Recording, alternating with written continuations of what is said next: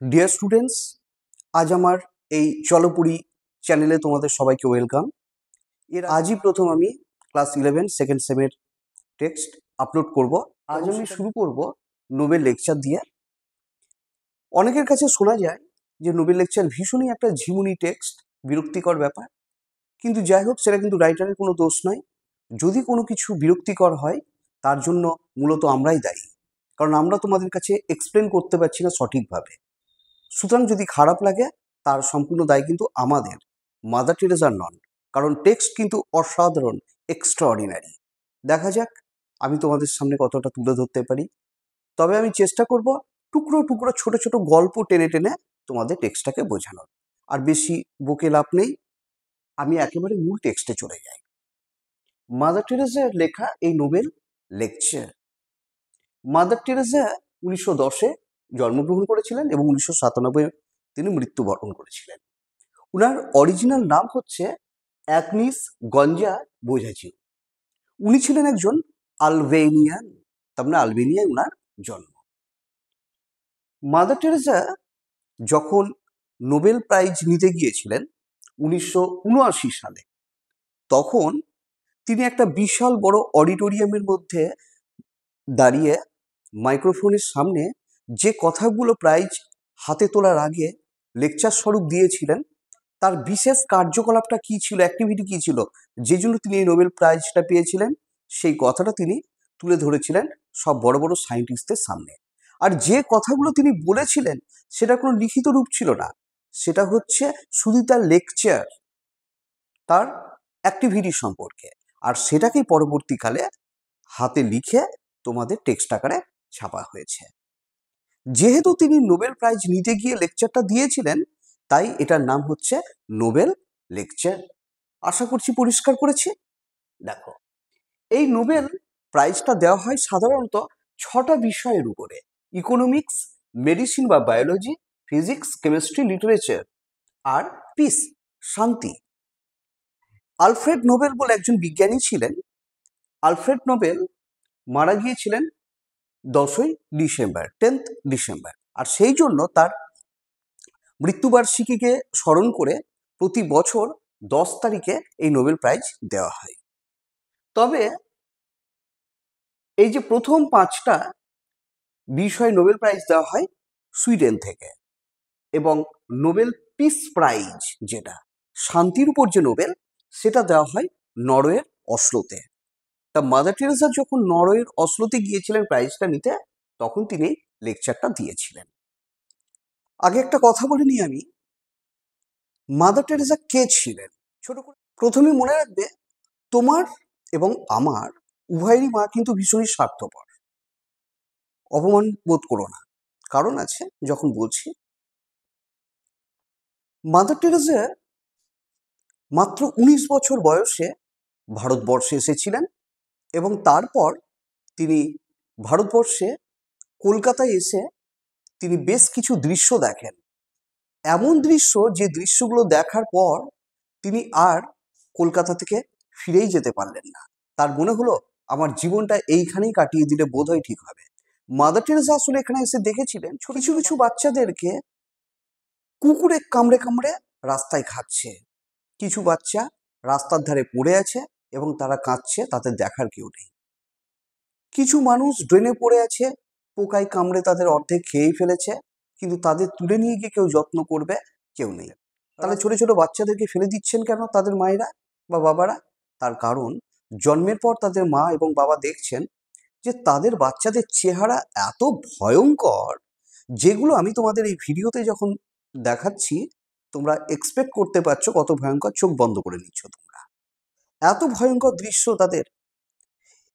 তখন তাদের মা এবং বাবাদের মনে হচ্ছে যে আমাদের এই বাচ্চাগুলো যদি এই বয়সেই এরকম অবস্থা হয়, তাহলে বড় হলে তাদেরকে নিয়ে আমরা সমাজে মুখ দেখাবো কি করে, দীর্ঘদিন কি করে তাদেরকে আমরা নিয়ে চলাফেরা করব। তাই তারা ছোটবেলাতেই বাচ্চাদেরকে মেরে ফেলতেন অথবা রাস্তায় ফেলে দিয়ে পালিয়ে যেতেন। মাদার টেরেসার মনে হলো এই ধরনের বাচ্চাগুলোকে আমরা যদি তুলে এনে মানুষ করি, তাহলে ঈশ্বরের কাজ করা হবে। আর তখন তিনি ঝাঁপিয়ে পড়লেন এই ধরনের বিশাল বড় একটা কর্মকাণ্ডে করলেন। আর এটা হলেন মাদার। তাহলে কেন আমি শুরুতেই বললাম তোমার এবং আমার মা স্বার্থপর? ধরো রাস্তায় কোনো একটা প্রবলেম তৈরি হয়েছে, লোকজনের ভিড় জমে গিয়েছে, ঝামেলা শুরু হয়েছে, দেখো তোমার মা তোমার হাত ধরে চেপে তোমাকে ঘরের ভিতর ঢুকিয়ে নিয়ে দরজা বন্ধ করে দেবেন, জানালা দিয়ে দেখ, বাইরে না। কিন্তু তোমার কোনো বন্ধু থাকলে কিন্তু মায়ের কিন্তু তার প্রতি কোনো অতটা ভালোবাসা ক্রিয়েট হচ্ছে না। তোমাকে যখন কোনো খাবার দিচ্ছেন, দেখবে সবচেয়ে ভালো পিসটা কিন্তু তোমাকে দিচ্ছেন, কিন্তু তোমার বন্ধু বা বান্ধবীকে দিচ্ছেন না। এক্স্যাক্টলি এই ঘটনা শুধু তোমার মা না, আমার মা এবং পৃথিবীর সবার মা। মাদার টেরেসা সেটা করতেন না। মাদার টেরেসা শুধুমাত্র তাদের জন্যই করতেন যারা অসহায়, অর্থাৎ তার নিজের এবং পরের বলে কেউ ছিলেন না। আর সেই জন্য মাদার টেরেসা কিন্তু আমারও মা, আমার মায়েরও মা, তোমারও মা, তোমার মায়েরও মা। তাই তিনি হলেন ইউনিভার্সাল মাদার। আশা করছি পরিষ্কার করে দিতে পেরেছি। তাহলে শুরু করছি।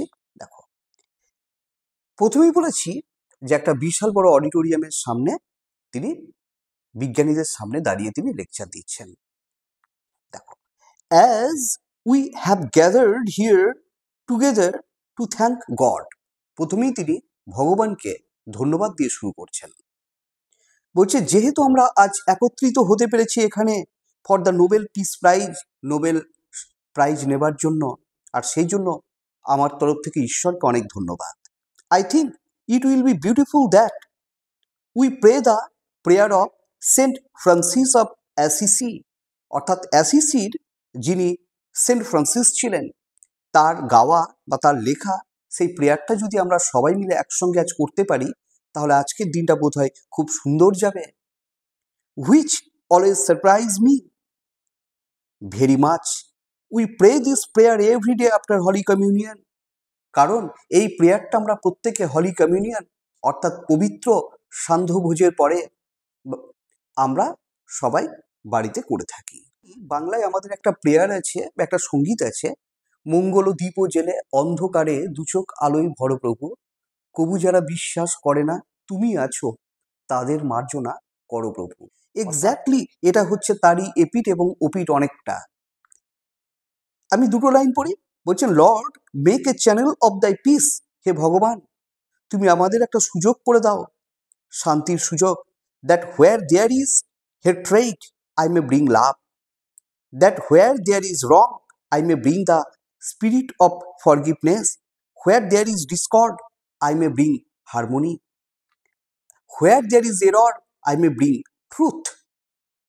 তার মানে তিনি বলছেন, হে ঈশ্বর, হে ভগবান, আমাকে সেই সুযোগ বা শক্তি তুমি আমাকে দাও, যেখানে মানুষের মধ্যে ঘৃণা আছে আমি যেন ঘৃণাকে সরিয়ে দিয়ে তাদের মধ্যে আনতে পারি ভালোবাসা, যেখানে মানুষের মধ্যে ভুল বোঝাবুঝি আছে সেখানে যেন আমি তাদের ভুল বোঝাবুঝিকে সরিয়ে দিয়ে তাদের মধ্যে আনতে পারি সামঞ্জস্য বা ভালোবাসা, যাদের মধ্যে বিচ্ছিন্নতা বোধ রয়েছে আমি যেন তাদের মধ্যে হারমোনি আনতে পারি, অর্থাৎ ঐকতান বা একতা বোধকে জাগিয়ে তুলতে পারি, যেখানে রয়েছে মিথ্যে সেখানে যেন আমি সত্যকে জাগিয়ে তুলতে পারি। সেই যে গানটা আমি এখনই বললাম বা প্রেয়ার সঙ্গীতটা ঠিক অনেকটা তারই এপিট এবং ওপিট। এই বলে তিনি শুরু করছেন। তারপর বলছেন, we pray this prayer everyday after Holi communion, এবং এই প্রেয়ারটা আমরা সবাই হলি কমিউনিয়নের পরে করি, পবিত্র সান্ধ্যভোজ। কমিউনিয়ন কথা মনে হচ্ছে সান্ধ্যভোজ। কেন তিনি সান্ধ্যভোজকে বলছেন পবিত্র এবং সান্ধ্যভোজের পরে এই প্রেয়ারটা করা হয়? আমি একটা উদাহরণ দিই। দেখবে সন্ধ্যাবেলায় যদি তোমরা বাড়িতে বসে থাকো, চপ মুড়ি ইত্যাদি ইত্যাদি, চা কফি তোমরা খাওয়া দাওয়া করো, কিন্তু সেটা কিন্তু আমাদের পবিত্র খাবার দাবার নয়, এমনি নর্মালি টিফিন খাওয়া, পেট ভরানো, এইটুকুই। কিন্তু এটাকে তিনি হলি কমিউনিয়ন বলছেন কেন? কারণ জিজাস ক্রাইস্ট যখন তার শিষ্যদেরকে নিয়ে খাওয়া দাওয়া করেছিলেন, তখন সেটা ছিল তার লাস্ট খাওয়া দাওয়া। জেজাস বলেছিলেন যে আজকের পর আমি আর খাবো না, যতদিন পর্যন্ত ঈশ্বরের রাজত্ব এই পৃথিবীতে নেমে না আসে। আর তখন জেজাস তার শিষ্যদের সঙ্গে খাবার দাবার খেয়ে তারপর তিনি উঠে যান এবং তারপরেই তাকে শত্রুপক্ষ ঘিরে ধরে। এই হচ্ছে ব্যাপার। তারপর থেকে খ্রিস্টানরা মনে করেন যে আমাদের এই খাবার দাবারটা, সন্ধ্যাবেলার খাবার দাবারটা হচ্ছে আমাদের কাছে পবিত্র খাবার দাবার, কারণ জেজাস তার শিষ্যদের সঙ্গে খেয়েছিলেন। তাই সেটা because it is very fitting for each one of us. And I always wondered that 400 to 500 years ago, St. Francis of Assisi composed this prayer, that they had the same difficulties that we have today. তিনি বলছেন আজ থেকে 400 বা 500 বছর আগে যখন Saint Francis of অ্যাসিসি এই প্রেয়ারটা তৈরি করেছিলেন বা রচনা করেছিলেন, তখন হয়তো সমাজের মধ্যে সেম ডিফিকাল্টিস, একই রকম সমস্যা ছিল, তাই তিনি এরকম প্রেয়ার লিখেছিলেন। কেন একই রকম সমস্যার কথা বলা হয়েছে? দেখো, উদাহরণ দিই, তোমরা বুঝতে পারবে। এখন আমি যদি তোমাকে বলি এই মুহূর্তে তুমি একটা কবিতা লেখো তো দেখি, দেখো তুমি কবিতা লিখতে পারছো না। কেন পারছো না? কারণ কবিতা লেখার মতো মুড নেই। কিন্তু তুমি যদি প্রচন্ড দুঃখে থাকো, সেই মুহূর্তে যদি তোমাকে বলা হয় একটা কবিতা লেখো তো, তোমাকে বলার কোনো প্রয়োজনই পড়বে না। কারণ যখন দুঃখে থাকবে, অটোমেটিক্যালি তোমার হাত থেকে তুমি কখন যেন 10টা লাইন তুমি লিখে ফেলেছো খাতার মধ্যে, তোমার সেই দুঃখের কাহিনী তুমি লিখে দিয়েছো যে তোমাতে আমাতে মিলেমিশে হয়ে যাব মিশরের মমি। যা, এই পৃথিবীতে থাকাকালীন অবস্থায় আমাদের মমি হবার সব হয়ে যায়, তাও আবার মিশরের মমি। দেখো কতটা দুঃখে গেলে বলে একটা মানুষ তোমার। অর্থাৎ আমি বোঝাতে চাইছি এই যে তোমার মাথা থেকে তখনই একটা কোনো কিছু বেরোবে যখন সেই রকম পরিস্থিতির তুমি শিকার হবে, তাছাড়া নয়। ক্লিয়ার? তা বলছেন যে আজ থেকে 400 বা 500 বছর আগে সমাজে হয়তো একই রকম প্রবলেম ছিল, মানুষের মধ্যে পরস্পরের প্রতি একটা ঘৃণা ছিল, অবিশ্বাস ছিল, কারোর সঙ্গে কারো একটা মনের টান ছিল না। আর সেই জন্যই হয়তো সেরকম পরিস্থিতিতে সেন্ট ফ্রান্সিস অফ অ্যাসিসি এরকম ধরনের একটা প্রেয়ার রচনা করেছিলেন। আশা করছি বুঝেছ। এগিয়ে যাই। বলছেন, as we compose this prayer that fits very nicely for us also, আজ আমাদের জীবনে এমন দিনে এমনই প্রেয়ার শোভা পায়। তার মানে একই প্রবলেম আজও সমাজের মধ্যে আছে। I think some of you already have got it. বলছেন আমার মনে হয় যে আমার পারমিশনের কোনো প্রয়োজন নেই, আপনারা নিজেরা একবার করে এই প্রেয়ারটা মনে মনে গেয়ে ফেলেছেন। So we will pray together. তা সে যাই হোক না কেন, একবার একসঙ্গে গাওয়া যাক। দেখবে যখন স্কুল শুরু হয় তখন আমরা জনগণ মন করি, কিন্তু মনে মনে আলাদা আলাদাভাবে করলে সেটা ভালো লাগে না, সবাই সমবেতভাবে যদি করি ভালো লাগে। তাই তিনি বলছেন আমরা যদি একসঙ্গে সমবেতভাবে এটা করতে পারি তাহলে আজকের দিনটা অসাধারণ হয়ে যেতে পারে। Let us thank god. আবার তিনি দ্বিতীয় স্ট্যান্ডায় গিয়ে ঈশ্বরকে ধন্যবাদ দিচ্ছেন। ঈশ্বরকে ধন্যবাদ ফর দ্য অপরচুনিটি, যে তিনি আমাকে সুযোগ করে দিয়েছেন। We all have together today, আজকে সবাইকে এক জায়গায় একত্রিত হওয়ার সুযোগ করে দিয়েছেন। For this gift of piece that reminds us that we have been created two leave that piece, যে ঈশ্বর আমাদের সুযোগ করে দিয়েছেন এই পিস প্রাইজ নেবার জন্য, এবং তিনি আমাদের স্মরণ করিয়ে দিয়েছেন যে আমাদের এই জন্ম শান্তিতে বাঁচার জন্যই। And Jesus became man to bring that good news to the poor, Jesus এই পৃথিবীতে জন্ম নিয়েছিলেন to bring that good news to the poor, গরিবদের কাছে সেই ব্রিং দ্য গুড নিউজ, সেই ভালো খবর পৌঁছে দেওয়ার জন্য। কোন ভালো খবর? যে পৃথিবীতে শান্তিতে বাঁচার জন্যই আমাদেরকে পাঠানো হয়েছে। হি বিং গড মানে জেসাস ঈশ্বর হওয়া সত্ত্বেও বিকেম ম্যান, তিনি মানুষ হয়ে জন্মেছিলেন। ইন অল থিংস, সমস্ত কিছুর মধ্যে, লাইক আস এক্সেপ্ট সিন, শুধু পাপ ব্যতীত। তার মানে বলতে চাইছেন জেসাস স্বয়ং ভগবান ছিলেন, কিন্তু তবুও তিনি মানুষের রূপ ধরে পৃথিবীতে এসেছিলেন এবং তিনি সব কিছুর মধ্যে ছিলেন। শুধু তিনি ছিলেন না কার মধ্যে? শুধু তিনি পাপের মধ্যে ছিলেন না। তার মানে জেসাস অসহায় মানুষ থেকে সহায় মানুষ, ছোট বড়, গরিব ধনী, সবার মধ্যে তিনি ছিলেন। এমনকি ইন অল থিংস, সমস্ত জিনিসের মধ্যে তিনি ছিলেন। তোমরা নিশ্চয়ই হিরণ্যকশিপুর গল্প জানো, যেখানে হিরণ্যকশিপু তার ছেলেকে মারার অনেকবার চেষ্টা করেছিলেন, কারণ তার ছেলে বারবার বিষ্ণুর নাম করছেন। আর হিরণ্যকশিপু বলেছিলেন যে এই পৃথিবীতে আমি ভগবান, আমার উপরে কেউ নেই। আর তখন তার ছেলেকে তিনি মেরে ফেলার আপ্রাণ চেষ্টা করেছিলেন, জলে ডুবিয়ে, পাথরে গলায় পাথর দিয়ে জলের মধ্যে ডুবিয়ে, পাহাড় থেকে ফেলে, ভয়ঙ্কর বিষ খাইয়ে, তরবারি দিয়ে হত্যা করার চেষ্টা করেছিলেন, কিন্তু একবারও তিনি পারেননি, কারণ স্বয়ং বিষ্ণু তাকে রক্ষা করেছিলেন। আর তারপরে তিনি বলেছিলেন তোর ভগবান বিষ্ণু কোথায় আছে?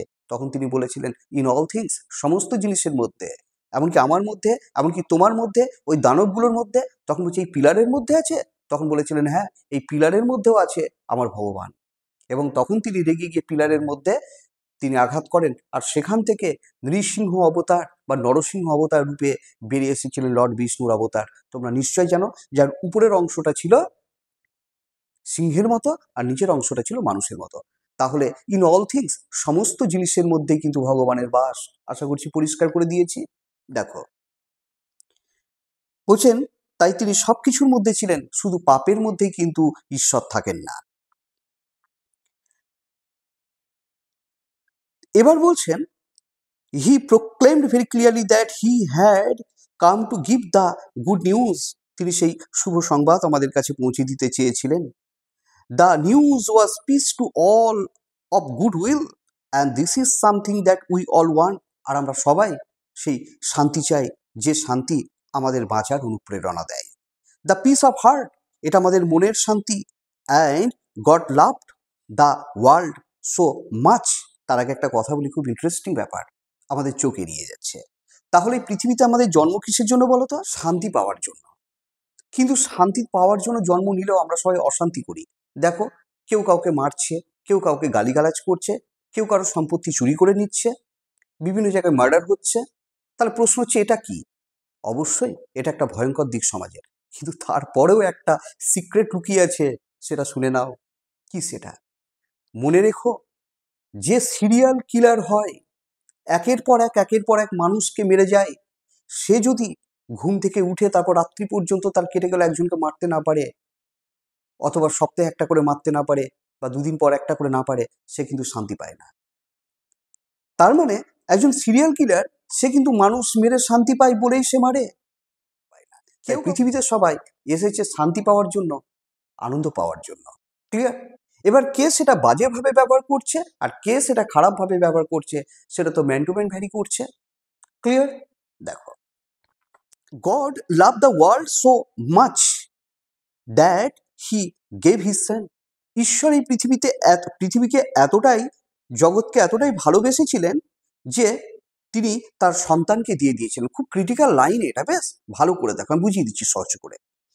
ঈশ্বর এই পৃথিবীকে এতটাই ভালোবেসেছিলেন যে তিনি তার সন্তানকে দিয়েছিলেন। ইট ওয়াজ দি গিভিং, আর এটাই ছিল তার প্রকৃত দান বা দেওয়া। It is so much as if to say it hurt God to give. আর এই পৃথিবীটাকে বা জগৎটাকে তার সন্তানকে দেওয়ার জন্য তাকে খুব কষ্ট পেতে হয়েছিল। বিকজ, কারণ he love the world so much, কারণ তিনি এই জগৎকে ভীষণ ভালোবাসতেন। That he gave his son, যেটা তিনি তার সন্তানকে দিয়েছিলেন। And he gave him to Virgin Mary, আর তিনি মানে স্বয়ং পরমেশ্বর, তিনি আবার তাকে মানে জেজাসকে দিয়ে দিয়েছিলেন। কাকে? টু ভার্জিন মেরি, মানে মাতা মেরিকে দিয়ে দিয়েছিলেন। মাতা মেরি হচ্ছেন জেজাসের মা। And what did C do with him? তাহলে ব্যাপারটা কি দাঁড়ালো? বলছেন যে ঈশ্বর এই জগৎটাকে সৃষ্টি করেছিলেন, আর সেটা নিজের হাতে সৃষ্টি করেছিলেন বলে তিনি তার পরম ভালোবাসার পাত্র তার পুত্র জেজাসকে দিয়েছিলেন। কিন্তু সেটা দেবার জন্য তাকে কষ্ট পেতে হয়েছিল। ভীষণ ক্রিটিক্যাল লাইন, মানে বুঝতে পারবে না, ভালো করে বোঝো। তাই তিনি জেজাসকে দিয়েছিলেন। আবার তিনি জেজাসকে এত ভালোবাসতেন যে মাতা মেরিকে দিয়েছিলেন, কিন্তু মাতা মেরিকে দেবার সময় তাকে আবার কষ্ট পেতে হয়েছিল। ব্যাপারটা কি? ছোট্ট একটা উদাহরণ দিই, বুঝে নেবে। ধরো, তোমার বাড়িতে তোমার মামার ছেলে এসছে, 3 বছর 4 বছর পর আসে, ছোট বাচ্চা ছেলে। তোমার ঘরে অনেক সাজানো জিনিস আছে, দেখে তোমাকে বলছে যে দিদি আমাকে ওটা দে, দিদি আমাকে ওটা দে, আমি একটু খেলবো, খেলে আবার এখানেই রেখে দেবো। তুমি তাকে দিচ্ছ। ওই আলমারির ভিতরে এমন কোনো একটা জিনিস আছে যেটাকে তুমি খুব সযত্নে রেখে দিয়েছো, যেটা তুমি নিজেও হাত দাও না, তুমি অন্য কাউকে হাত দিতে দাও না। কেন? কারণ ওই জিনিসটা তোমাকে এমন কেউ একজন দিয়েছে যেটা তোমার ভীষণই প্রিয়। কিন্তু হয়তো যে তোমাকে সেটা দিয়েছেন, সে হয়তো যেদিন দিয়েছিলেন, দিয়ে বলেছিলেন সযত্নে এটা রেখে দিস, আমার গিফট, তারপরে হয়তো সেদিনই তিনি মারা গিয়েছেন। তাই সেটার সঙ্গে তোমার হৃদয়ের একটা ভীষণ একটা কানেকশন আছে। যখন তোমাকে সেই বোন বলল দিদি ওইটা বের করে দে না, তখন তুমি আর তাকে দিতে চাইছো না। তুমি বলছো সব নে, তুই বাড়ি নিয়ে চলে যাবে, দিচ্ছি। বোন, এইটা নিস না, এইটা আমি দিতে পারবো না। সে কাঁদতে শুরু করলো। তোমার মা তোমাকে বলছেন, আরে দে না, মার্কেটে একটা পেয়ে যাবে, ওই দোকানে আমি এই জিনিসই দেখেছি। তুমি তখন কি করবে জানো? তুমি বলবে, ঠিক আছে আমি তাহলে দোকান থেকে এমনই জিনিস ওকে কিনে এনে একটা দিচ্ছি, কিন্তু এটা আমি দেবো না। এর সঙ্গে তোমার হৃদয়ের কানেকশন তাই। এক্স্যাক্টলি, জেজাস স্বয়ং পরমেশ্বর গড যেহেতু নিজের হাতে ওয়ার্ল্ডকে সৃষ্টি করেছিলেন, তাই সেটা ছিল সবচেয়ে প্রিয়, তাই তিনি সেটা যার তার হাতে তুলে দিতে পারছেন না, তাই সেটা কারো হাতে তুলে দিতে গেলে তাকে কষ্ট পেতে হচ্ছে। এবার ধরো তুমি যে জিনিসটা কাউকে দিতে চাইছো না, এমন কোনো দিন এলো যেটা তুমি নিজেই আলমারি থেকে বের করে সেটা কাউকে তুলে দিলে, দিয়ে বললে, এনে এটা আমি তোকে দিলাম, তুই এটাকে ভালো করে রেখে দিস। কখন সম্ভব জানো?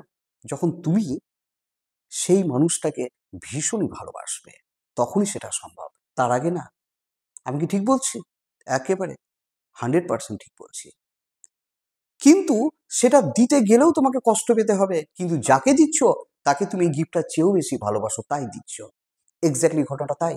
জেজাসকে, এই ওয়ার্ল্ডকে তিনি ভীষণ ভালোবাসতেন বলে জেজাসকে দিয়েছিলেন, কিন্তু জেজাসের হাতে তুলে দিতে গিয়েও তাকে কষ্ট পেতে হয়েছিল। আর জেজাসকে তিনি ভীষণ ভালোবাসতেন বলে মাতা মেরির হাতে তুলে দিয়েছিলেন, কিন্তু তবুও তাকে কষ্ট পেতে হয়েছিল। ক্লিয়ার? কিন্তু এই হৃদয়ের দেওয়াটাই হচ্ছে প্রকৃত দান। It is a giving. Clear? দেখো, মাতা মেরিকে বলা হচ্ছে ভার্জিন মেরি। ভার্জিন মেরি কেন? জেজাস জন্ম নিয়েছিলেন কুমারী মাতার গর্ভে, কারণ তার মায়ের বিয়ে হয়নি। তাহলে ব্যাপারটা কিরকম দাঁড়ালো? অলৌকিক উপায়ে জেজাসের জন্ম হয়েছিল। জেজাসের মা ঘরের মধ্যে ছিলেন, তখন দেখছেন ঘরের মধ্যে কিরকম প্রচন্ড আলো জ্বলে উঠলো, আর তখন স্বর্গীয় কেউ একজন নেমে এসে তাকে বললেন, তোমার গর্ভে জন্ম নিতে চলেছেন এমন একজন যে হলেন ঈশ্বরপুত্র, তার জন্য জগতের সবাই তোমাকে নাম করবে, তোমার জন্ম জন্মান্তর তোমার নাম ছড়িয়ে পড়বে। তিনি বললেন, এর জন্য আমি খুব আনন্দিত, কিন্তু আমার তো বিয়েই হয়নি, তাহলে কি করে আমি কুমারী হয়ে এমন সন্তানের জন্ম দেব? তখন বলেছিলেন যে অলৌকিক উপায়ে তুমি জন্ম দেবে, আর সেই জন্যই জেজাসের মাকে বলা হয় কুমারী মা, ভার্জিন মেরি। ক্লিয়ার? এগিয়ে যাই। As soon as he came in her life, যখনই তার গর্ভে জেজাস এলেন, immediately he went in heist to give that good news, তখন সেই শুভ সংবাদ তিনি পৌঁছে দেবার জন্য গেলেন। কার কাছে? তিনি তার কাজিনের কাছে গেলেন। Came into the house of her cousin, the unborn child in the womb of Elizabeth lived with joy. আর যখন সেই শুভ সংবাদ দিতে গেলেন, তার গর্ভে একটা বাচ্চা চলে এসেছে, তখন তার কাজিন এলিজাবেথ ভীষণ শুনে আনন্দ পেলেন, আর এলিজাবেথের গর্ভের বাচ্চাটা আনন্দে লাফ করে উঠল, অর্থাৎ আনন্দে তার একটা যেন লাথ মারল তার পেটের মধ্যে। ঠিক আছে? দেখো, মনে পড়ছে তোমাদের সেই 3 ইডিয়টসের আলিজ ওয়েল আলিজ ওয়েল, যখন আলিজ ওয়েল বলছে বাচ্চাটা পেটের মধ্যে কি করছে, এক্স্যাক্টলি সেরকম ভাবে। That little unborn child was the first Messenger of piece. এই ছোট্ট বাচ্চাটার কেউ নয়, তিনি হলেন ফার্স্ট মেসেঞ্জার অফ পিস, শান্তির দূত, অর্থাৎ এই বিশ্বে প্রথম শান্তির দূত। তাহলে বিশ্বে প্রথম শান্তির দূত বলতে বোঝানো হয়েছে এলিজাবেথের গর্ভে যে বাচ্চাটা আছে, যার নাম আমরা পাবো পরে দেওয়া আছে। He recognise the Prince of Peace, আর সে আনন্দে লাফিয়ে উঠলো কেন? কারণ সে বুঝতে পেরেছে তার সঙ্গেই জন্ম নিতে চলেছে দ্য প্রিন্স অফ পিস, শান্তির রাজপুত্র। রাজপুত্রকে রাজার ছেলে, তার মানে স্বয়ং পরমেশ্বর বা ঈশ্বরের পুত্রই হচ্ছেন রাজপুত্র, মানে জেজাস। তাহলে জেজাস হলেন প্রিন্স অফ পিস, শান্তির রাজপুত্র। আর মাতা এলিজাবেথের গর্ভে যে বাচ্চাটা আছে যে কিক করে উঠলো, সে হচ্ছে কে মেসেঞ্জার অফ পিস, শান্তির দূত। মানে জেজাস যে কথাগুলো বলবেন সেগুলো তিনি ছড়িয়ে দেবেন। তাহলে এখানে দুটো বাচ্চার কথা কেন বলা হলো? দেখো, এই পৃথিবীতে যতবার অবতার রূপে ঈশ্বর এসেছেন, তিনি কখনো একা আসেননি। কারণ ভগবান শ্রীকৃষ্ণ যখন এসেছিলেন, সঙ্গে বলরামকে নিয়ে এসেছিলেন। যখন রামচন্দ্র এসেছিলেন, লক্ষ্মণকে নিয়ে এসেছিলেন। এক্স্যাক্টলি, গৌরনীতাই একসঙ্গে এসেছিলেন। রামকৃষ্ণ যখন এসেছিলেন বিবেকানন্দকে নিয়ে, ঠাকুর অনুকূলচন্দ্র যখন এসেছিলেন, তখন তিনি বর্দাকে নিয়ে এসেছিলেন। তার মানে ঈশ্বর পৃথিবীতে তার কথা, তার বাণীগুলোকে প্রচার করার জন্য একজন সঙ্গী নিয়ে আসেন। ক্লিয়ার? ঠিক সেরকমভাবে জেজাস যখন এসেছিলেন, তখন তিনি সঙ্গে এনেছিলেন তার সেই মেসেঞ্জার অফ পিস। ক্লিয়ার আশা করছি? দেখো, he recognise the Prince of Peace, he recognise that Christ has come to bring the good news for you and for me, যে ক্রাইস্ট পৃথিবীতে শুভ সংবাদ নিয়ে এসেছেন আমাদের জন্য। And as if that was not enough, আর সেটাই যথেষ্ট নয়, he died on the cross, আর তিনি ক্রুশবিদ্ধ হয়ে মারা গিয়েছিলেন to show that greater love, তিনি তার মহান ভালোবাসা দেখানোর জন্য। And he died for you and for me and for that liver and for that man dyeing of hunger and that naked person lying in the street, not only of Calcutta but of Africa and New York and London and Oslo. তার মানে বলছেন Jesus মারা গিয়েছিলেন তোমার জন্য, আমার জন্য, ক্ষুধার্ত মানুষের জন্য, খেতে না পাওয়া মানুষের জন্য, এবং অসহায় মানুষের জন্য, নেকেড পোশাকহীন মানুষের জন্য জেজাস মারা গিয়েছিলেন। লেপ্রোসি পেশেন্ট যারা, কুষ্ঠরোগী, তাদের জন্য যিশু মারা গিয়েছিলেন। যিশু মারা গিয়েছিলেন আফ্রিকার মানুষের জন্য, নিউ ইয়র্কের মানুষের জন্য, লন্ডনের মানুষের জন্য এবং ক্যালকাটার মানুষের জন্য। তাহলে প্রশ্ন আসতে পারে জেজাস কি তার মানে লন্ডন, আমেরিকা, তারপরে তোমার ক্যালকাটা বিভিন্ন জায়গায় ঘুরে বেরিয়েছেন? না, তখন প্লেন ছিল যে চলে গেলেন 1 ঘন্টার মধ্যে, 2 ঘন্টার মধ্যে?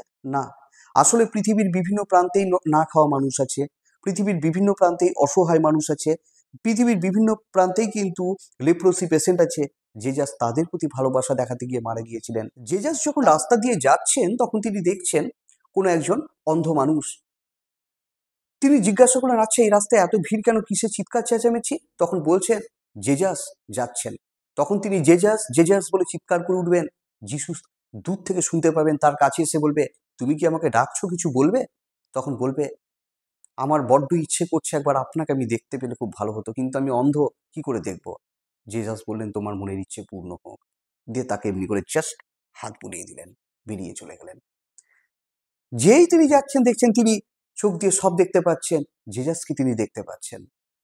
লেপ্রোসি পেশেন্ট শুয়ে আছে, জেসাসকে এমনি করে হাত বুলিয়ে দিলেন, লেপ্রোসি পেশেন্টের রোগ সেরে গেল। অনেক অলৌকিক ঘটনা জেসাস এরকম দেখিয়েছিলেন, তার মানে তাদেরকে ভালোবাসা দেখাতে গিয়ে তিনি সুস্থ করে দিয়েছিলেন। তখনকার দিনে যে সকল প্রিস্টরা ছিলেন, তারা পাদ্রীরা ছিলেন, তারা ভাবলেন যিশু যদি এরকম অলৌকিক উপায়ে কাজ করতে থাকে তাহলে মানুষ তো জেজাস জেজাস করে ছুটে যাবে, আমাদের ব্যবসা সব বন্ধ হয়ে যাবে, নে জেজাসকেই আমরা তাহলে মেরে ফেলি। তাই জেজাসকে মেরে ফেলা হয়েছিল। তাই জেজাস কেন মরেছিলেন? এই অসহায় মানুষদের প্রতি ভালোবাসা দেখানোর জন্য। আশা করছি আমি পরিষ্কার করতে পারছি। ক্লিয়ার? দেখো, এগিয়ে যাই আমি একটু।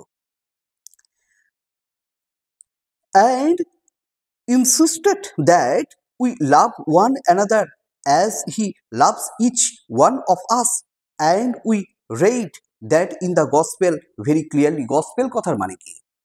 দেখো, গড আমরা জানি বিদ্যা যুক্ত আলয় সমান বিদ্যা লয়, ঠিক সেরকম ভাবে গসপেল কথার মানে হচ্ছে গড যুক্ত স্পেল। স্পেল মানে বলা, মানে ঈশ্বর যে কথাটা বলেছেন তার নিজের মুখের বলা কথা যে বইয়ের মধ্যে আছে সেটাই হলো গসপেল। দেখো, তাই বলছেন আমরা গসপেলে পেয়েছি যে যা ঈশ্বর বলেছেন, love as I have loved you, আমি যেভাবে তোমাদের সবাইকে ভালোবাসি তোমরা সেইভাবে অন্যদের ভালোবাসো। As I love you, as the Father has loved me, I love you, and the harder the Father loved him, he gave him to us, and how much we love one another, we too must give each other until it hurts. কি বলা আছে সেখানে? আমি যেমন তোমাদের ভালোবাসি তোমরা সেইভাবেই অন্যদের ভালোবাসো। এবং তারপর তিনি বলছেন, it is not enough, it is not enough for us to say, আমাদের পক্ষে এটা বলা যথেষ্ট নয় যে I love god but I do not love my neighbour. আমরা অনেক সময় বলি আমরা ঈশ্বরকে ভালোবাসি কিন্তু প্রতিবেশীদের ভালোবাসি না। তোমরা একটা জিনিস ভেবে দেখো তো, যদি তোমাদের জিজ্ঞাসা করা হয় তোমাদের সবচেয়ে বড় শত্রুকে, তোমরা প্রথমেই বলবে প্রতিবেশী, পাশের বাড়ির লোক। দেখো, তাই বলছেন তোমরা মিথ্যাবাদী যদি তোমরা বলো, সেন্ট জন বলছেন সেজ, তাহলে সেন্ট জনের কথা কিন্তু এটা পরীক্ষা এখান থেকে প্রশ্ন দেয়। সেন্ট জন বলছেন you R a liar if you say you love god, তোমরা মিথ্যাবাদী যদি তোমরা বলো যে তোমরা ভালোবাসো ঈশ্বরকে, and you don't love your neighbour, কিন্তু প্রতিবেশীদের তোমরা ভালোবাসো না, তাহলে তোমরা সবাই মিথ্যাবাদী। কেন? কারণ how can we love God whom you do not see if you do not love your neighbor whom you see, whom you touch, with whom you live? বলছেন এটা কি করে সম্ভব? যে সকল প্রতিবেশীকে তুমি দেখলে, যাকে তুমি টাচ করলে, যার সঙ্গে কথা বললে, তুমি তাদের ভালোবাসলে না, আর যে ঈশ্বরকে তুমি দেখলেই না তুমি তাকে ভালোবাসলে, এটা কি করে সম্ভব? And so this is very important for us to realise that love to be true has to B hard. Oh, extraordinary কথা। অর্থাৎ যদি প্রকৃত ভালোবাসা হয় তাহলে সেখানে যন্ত্রণা আছে। তাই ইট heart Jesus two love us as it heart you. তাই জেজাস যেমনভাবে আমাদের ভালোবাসতেন সেইভাবে আমাদের ভালোবাসতে হবে। তাহলে প্রকৃত ভালোবাসা যেখানে, যন্ত্রণা সেখানে না। আর তিনি আমাদের বলছেন যে ততক্ষণ পর্যন্ত ভালোবাসো যতক্ষণ পর্যন্ত তুমি আঘাত না পাও। কিরকম ঘটনাটা হচ্ছে, একটা ছোট্ট বেলা থেকে একটা ছেলে একটা মেয়েকে ভালোবাসতো, কিন্তু সে কোনো দিন তার কোনো পাত্তা পায়নি। সে যখন বড় হয়ে ওঠে, একদিন হঠাৎ করে সে তাকে অনেক রকমভাবে গিফট দেওয়ার দেওয়ার চেষ্টা করবে, কিন্তু তবুও সে কোনো রকম পাত্তা দেবে না। কিন্তু মেয়েটা একদিন তাকে ধরা দেবে এবং তাকে বলবে যে তুমি আমাকে কতটা ভালোবাসো তার প্রমাণ দিতে পারবে। এটা শুনে তো ছেলেটা ভীষণ খুশি, কারণ সে তো এটাই চাইছিল। বলছে হ্যাঁ, আমি সব কিছুর বিনিময়ে তোমাকে আমি প্রমাণ দিয়ে দিতে পারবো তোমাকে কতটা ভালোবাসি।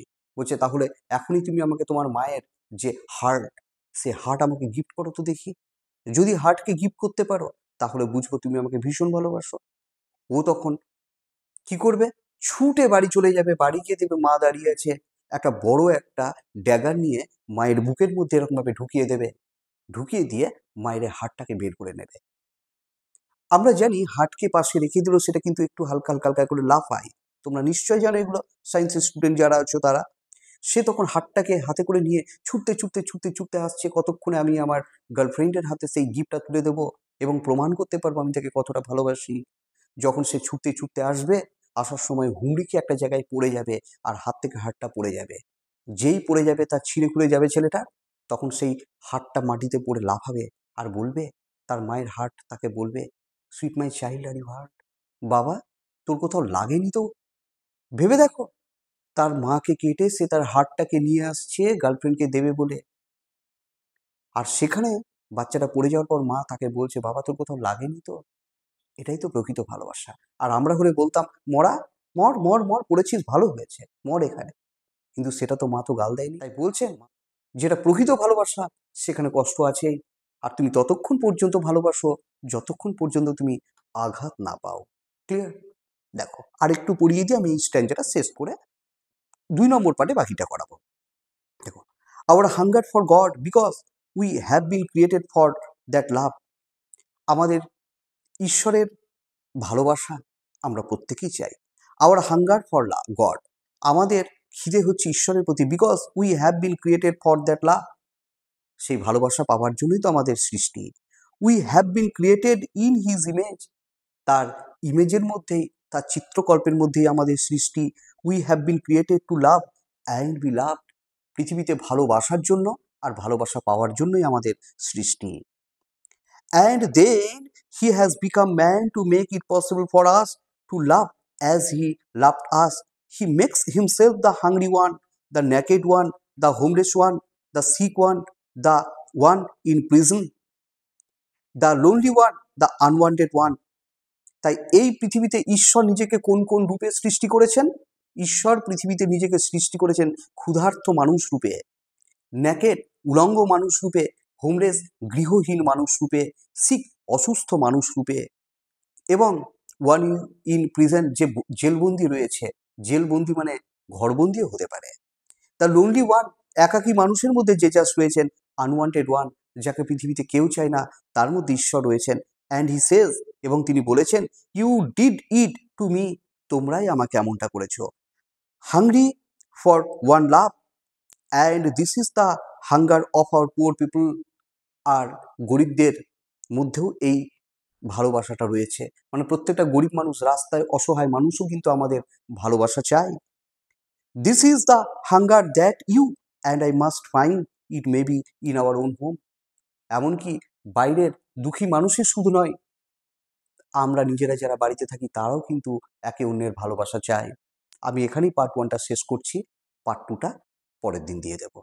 যদি আমার ভিডিও ভালো লাগে তাহলে আমি তোমাদেরকে বলবো দেখো, তবে সাবস্ক্রাইব করতে বলবো না। কেন? কারণ তোমাদের ভালো লাগলে তোমরা এমনি সাবস্ক্রাইব করে দেবে। আর না লাগলে কেন শুধু শুধু দেখবে। ঠিক আছে, বেশ, তাহলে এখানেই রাখলাম।